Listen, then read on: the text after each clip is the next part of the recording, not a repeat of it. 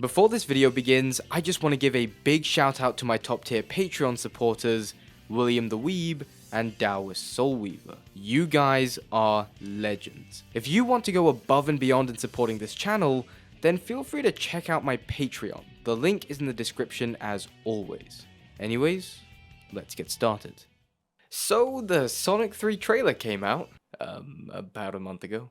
Yeah, I'm a little late to the party here, but I do want to discuss my thoughts on the trailer cause goddamn, it shows a lot for only 3 minutes of footage, and so I in turn have a lot to say about it. Especially since Shadow is my favorite character in the franchise, and Adventure 2 is one of my favorite games with one of my favorite stories. Trust me, I've made this pretty clear. But I don't want to waste your time, so without further ado, let's dive into discussing the trailer for Sonic 3, and why it will be the greatest video game movie of all time. So the trailer kicks off with an exchange between Tom and Sonic discussing how Sonic's finally found his family, with shots of Sonic, Tails and Knuckles in the background. And as small of a thing as this is, I do like the consistency we get here with us getting to see Knuckles using his Flames of Disaster power, which was one of the few good things from the TV show, and a bit later on we do see Tails piloting a helicopter, which actually lines up with his character pretty well since he is the pilot of the group and does pilot the tornado. I know it's an odd mention, but it's these tiny things that actually do go a long way into building that character consistency. And speaking of Tails, I do want to see him complete his character arc here and become a hero, finally stepping out of Sonic's shadow. I already discussed how the second film set up the character well as the timid and insecure sidekick of Sonic, much like how he was in early Adventure 1. But now would be a great time to see him step up to the plate and be his own person, much like he did at the end of Adventure 1 and in Adventure 2. Also, can we just take a second to talk about how good of a character Tom is? The Sonic franchise has gotten some flack in the past for some of its human characters, especially those like Elise, Chris, and more recently, Wanda. But Tom is genuinely a really good character. I really do like the dynamic he has with Sonic and a ton of the other characters. It actually feels genuine, and seeing him become this father figure to Sonic works really well, especially since he's a key catalyst for Sonic's character arc. So yeah, I actually do like seeing Tom in these films, and hey, that extends to Maddie as well. Jury's still out on some of the other characters, but they have pretty minor roles to begin with, so I can usually overlook them. Usually. But one thing of interest here is how Tom is actually in a gun uniform. So he must have been promoted to working with them at some point, which I guess does explain why Team Sonic are working with Gun to hunt down Shadow, as we see later in the trailer. What's also interesting is that we see very little of the extra human cast in general, which tells me that this movie is definitely going to focus more on the Sonic characters and not have entire scenes dedicated to characters like Rachel or Wade. Which is exactly what people have been wanting. Again, it's not that the human characters were hated, okay, that might be the exception, but it's that they were, at times, far too intrusive. I think a great example is the wedding scene from the second movie that could have easily been cut down. I don't think anyone was clawing at their screens trying to find out if Rachel and Randall made up. And don't even get me started on the Knuckles show. But then we get to our first look at Shadow as he breaks free from Prison Island, and it's time for me to just completely fanboy for a moment. Starting with this design. Holy shit, Shadow looks fucking incredible here. Hell, the CGI in this film just looks absolutely gorgeous and somehow better than the previous films, which already looked amazing. How do you do this? It was perfect. Perfect. Everything, down to the last minute details. It is absolutely crazy to think how we went from this Gangster's Paradise torture device to this. All of these characters just look so awesome and expressive, and Shadow just looks so fucking badass. I mean, look at this. Just look at this. Everything just looks so clean here. None of that fucking ugly Marvel CGI bullshit we've been getting for years. This is how you adapt a design. I mean, just the run alone looks phenomenal. I'm also liking the fact that they aren't giving him a gun in this iteration. I always thought Shadow with a gun was a bit odd, not only because it looked weird, but also because this is Shadow the fucking Hedgehog. What need does he have for a gun in the first place? But him on a motorcycle looks so fucking good. Every frame of animation here feels so meticulously crafted and goes that extra mile in making these characters feel real and believable. I mean, just look at each of Shadow's moves. I don't know that it could be animated much better. And that's just the CGI, cause there's also the voice. Now, the moment that Keanu Reeves was announced as the voice of Shadow, I'm sure many were excited, as was I.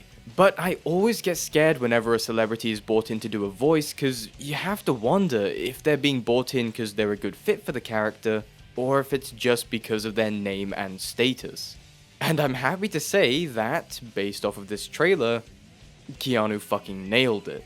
I still prefer David Humphrey overall as the best Shadow voice actor, but damn, to say Keanu wasn't doing a fantastic job would just be an outright lie. I mean, just listen to this. When we're done, there won't be anything left. What I had to. You're a colorful bunch. Then we get to the inevitable face-off between Shadow and Team Sonic, and I like that they are actually in-universe, referring to these three as Team Sonic, as a little nod to Heroes. I'm also really liking the dynamic that we see here between Sonic and Knuckles. Even with the few interactions we do see here and in the Knuckles show, it reminds me of the dynamic that they had in Frontiers, and I really did like their interactions there. They really did feel like brothers in that game, and I'm glad that's the direction they're taking with these movies. But then, Shadow just absolutely schools these three, and just look at him. He absolutely steals this scene, and I love how nonchalant he is in dealing with Team Sonic. His voice almost makes him sound like he's bored and sees these guys as inferior creatures, which, you know, based off of Adventure 2 is pretty damn accurate. I also like the reference to Adventure 2 here and how Shadow is standing over them, using these camera shots as well as its positioning to show his superiority through the cinematography. And the way he just effortlessly deals with them. Utilizing his chaos control and his hover boots to absolutely body these three is just so fucking cool. You can't tell me you didn't get giddy watching all of this. Every move he makes feels so calculated in order to deal with these guys as quickly and efficiently as possible, which just further reinforces that notion of Team Sonic being inferior to Shadow in his eyes. He doesn't even see these three as worth putting in the effort for. And I'm just so happy that we actually get to see Shadow using his unique powers to his advantage throughout this entire trailer. And hey, he actually has his inhibitor rings in the film, so who knows? Maybe one day we'll get to see him remove those to increase his power. Maybe in a future movie against Mephiles? But there is some slight criticism here that some people have brought up in how Knuckles is made to look like a weakling in comparison to Shadow. And I kind of agree with this problem to an extent. Especially since Knuckles is someone who, by Tails' very own words, is the strongest warrior in the galaxy. Oh, that's Knuckles, the last of the echidnas, and the most dangerous warrior in the galaxy. And this is a similar sort of issue we got in the games where Knuckles got completely sidelined in favor of Shadow. Obviously, we know why this sort of thing is done, to showcase the strength of the new threat. But to try and defend this, it may just be that Knuckles was caught completely off guard by Shadow using Chaos Control, and he might not make that mistake again in a future encounter. Not to mention that everyone got the shit kicked out of them, not just Knuckles. And also, this is a pretty important one, so listen closely. This is the ultimate life form. But who knows, maybe the Flames of Disaster power could be a great equalizer for a fight between the two.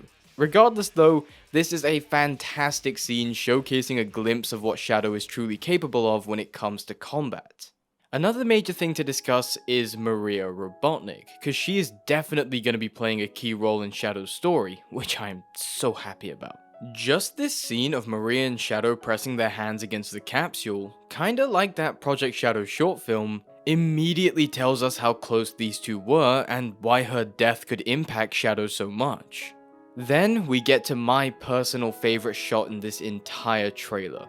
It's just this wide shot of Gerald and Shadow kneeling over Maria's corpse as gun agents move in, and it literally just gives me chills. It's enough to make a grown man cry. It's so powerful and really speaks to the darker tone of this film compared to the earlier ones. And if you look really closely, Shadow's actually holding her hand throughout all this. Oh god, this is such a good shot. I have no idea how accurately they'll portray her death, cause here it looks like an explosion on Earth was the cause rather than her getting shot in the Ark. But I'm just so happy that they aren't shying away from the fact that she does die. I mean, imagine how weird it would be if Maria or Gerald survived all of this. We'll get back to that one later. An interesting little theory that I've heard is that when Sonic says, What did you do? he isn't talking to Shadow, but is in fact talking to Gun as he comes to learn of what they did in the past. And I think this would be great for Sonic's overall character arc of becoming a hero, as he gets to see what Gun did and use that to better understand Shadow. This can go towards implanting this idea in Sonic's head that not everything is black and white, and that there is that grey in the middle. This is something that was nicely explored in Sonic and the Black Knight, which I have discussed at length multiple times. Check out these videos if you're interested. And speaking of Sonic and Shadow, I love how the dichotomy between them is immediately set up with the Gun Commander saying how both of them lost something precious to them. But while Sonic was able to find a new family, Shadow found only pain and loss. Ooh, that's so good and perfectly encapsulates why Shadow acts the way he does. They both have suffered tragedies, but what makes tragic characters interesting isn't the tragedy they undergo, but how they choose to respond to said tragedy. But seemingly out of desperation due to how strong Shadow is, Sonic decides to team up with the one and only Robotnik, and god, I am so happy about Jim Carrey returning. And this officially makes this his first ever trilogy. How awesome is that? I really do love the movie rendition of Robotnik. Yeah, it's lent a lot more into the jokey side of the character since his time on the Mushroom Planet, but it actually makes sense that he's gone a little crazy. Because, you know, he was stranded on that planet for months on end by himself, tortured by his one objective of defeating Sonic. There's actually an explanation behind his shift that works with the character rather than him just suddenly shifting character. And also, it's Jim Carrey. He's naturally got so much charm and charisma behind his acting that'll put a smile on even the stoniest of faces. And speaking of which, we've also got Lee Majdoub reprising his role as Agent Stone, and you gotta love that he's still Robotnik's lapdog. It's a pretty fun and interesting dynamic between these two that's used to showcase Robotnik's authoritarian personality. And yes, Robotnik is now starting to get fat, and it's really cool to see how over the course of these films, he's slowly transforming into the Robotnik from the games. It actually feels like there's some continuity here behind the character. Hell, Robotnik even says, If I can't rule the world, I might as well save it! And yeah, it's almost guaranteed that he has his own angle with this, but also the fact that he says that I'll save it, not we'll, immediately plays into that narcissism of the character that is a core trait. I know some people have been asking if I'll do a character analysis on Movie Robotnik, and I will once the third film has released, so stay tuned for that. One thing I want to quickly mention is the trailer music, which is something I never thought I would say, but goddamn, it is so good. Seriously, the way this music blends together hints of both Green Hill Zone and Live and Learn orchestrally is so fucking good and brings about this sense of grandiose in scale, whilst also paying homage to its source material.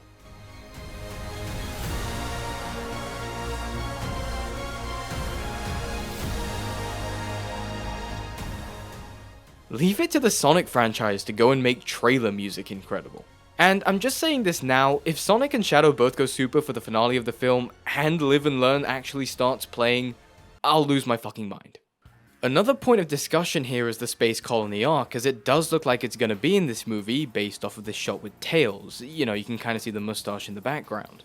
But we also see this object emerging from the Thames, and is this supposed to be the Ark? Cause it's looking pretty damn small. I mean, look at this. There ain't no way the Biolizard is gonna strap itself to that.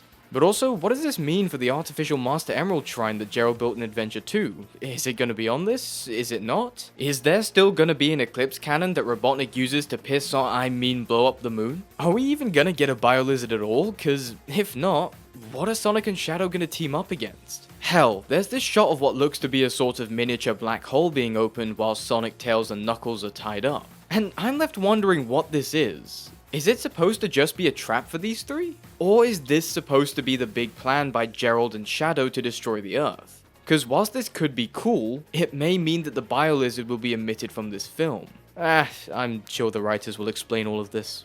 Hopefully. But it's here, at the end of this trailer, that we get the most eyebrow-raising scene in the whole movie franchise. as it's revealed that Gerald Robotnik is seemingly alive. Well, you got me.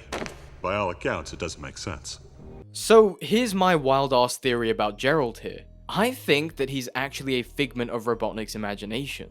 Cause really think about it. The timeline hasn't changed all that much cause at the end of the second film, it's confirmed that Project Shadow is from over 50 years ago. And at that point, Gerald was already old with grandkids, one of which was Maria, who must have been around 12 to 15 years old, although I don't think an age has been fully confirmed for her, correct me if I'm wrong. That being said, Gerald had to be in his 50s or 60s at bare minimum, possibly older. So him being alive right now would mean that he would probably be over 100 years old, which is pretty hard to believe. But another thing that's a little off here is that Gerald seems to be a lot more jokey compared to what we get from the games, and I think that further reinforces my theory that he's a figment of Robotnik's imagination. It's almost like he's recreated his grandfather in his image and what he wants him to be, and likely wouldn't know how his grandfather actually acted because we know from the first film that Robotnik grew up as an orphan. That, or I could be completely wrong and he is somehow still alive and being way too comedic, which is gonna require one hell of an explanation. Cause I don't want his character to be treated like how Pachacamac was treated in the TV show, where they turned him into some old geriatric fuck that does not in any way seem like the malicious leader of a deadly tribe. They took away all the seriousness of his character, and I don't want that to be the fate for Gerald. I really don't feel too great about the idea of him still being alive. I loved the way Adventure 2 handled it, where it was like this ghost of the past is haunting the future through his creations. That clip of his that played during the last story where he talks about the world, Gunn, his granddaughter, it was also chilling that a man who was dead for over 50 years was still such a threat. I plan to give you a taste of my revenge once all the 7 Chaos Emeralds are collected. Once I initiate this program, it cannot be disabled. All of you ungrateful humans who took everything away from me will feel my loss and despair. Is there anything else you want to say? No. Gerald was always a tragic character, driven mad by the fate of his family at the hands of the government, and him still being alive and all comedic, I think does take away from that. I've also heard about other theories regarding Gerald, such as that he is actually alive and working directly with Shadow, because Shadow specifically says, when we're done. When we're done, there won't be anything left. And it does make sense, you know, Gerald manipulating Shadow with lies to make him think that he's fulfilling Maria's wishes, when in actuality all he's doing is fueling Gerald's revenge against Gunn and humanity in general. Honestly, it's just a whole lot of speculation at this point. Still though, I have faith in these writers. They've proven with the previous 2 movies that they know what they're doing. So if Gerald is still somehow alive, there will hopefully be a good reason for it. And I think what's important to remember here is that this is an adaptation of Sonic Adventure 2, not a recreation, so there's bound to be changes. Now, the final thing that I want to discuss here is the fact that this trailer showed no signs of characters like Rouge or Amy at all, and while some are probably annoyed with that fact, I actually don't mind it. Obviously, it would be cool for one or even both of them to be here, especially Rouge. But then we run into this problem of there being too many characters to focus on, to where we might not end up with enough time to flesh out the character and story of Shadow. This is something that I was generally worried about with this franchise as it moved forward, with there being far too many characters and so it becomes difficult to balance them all, you know, giving the old characters enough screen time whilst also placing enough focus on the new characters. And so there being no Rouge or Amy here might be for the better in order to ensure that enough focus is shifted to Shadow to really build his story and character, especially with how deep and complex it can get. And there's always plenty of chances in the future for these two to appear. Hell, I wouldn't be surprised if the 4th movie has Metal Sonic as the primary antagonist, and that's when Amy gets introduced. But yeah, that's the entire trailer, and in my opinion, it completely smashed it out of the park. The reception to this has been almost unanimously positive, and with good reason. This once again feels like a project where the creators are actually respecting the source material, whilst putting in their own little twist, and really that's all people want when you boil it down.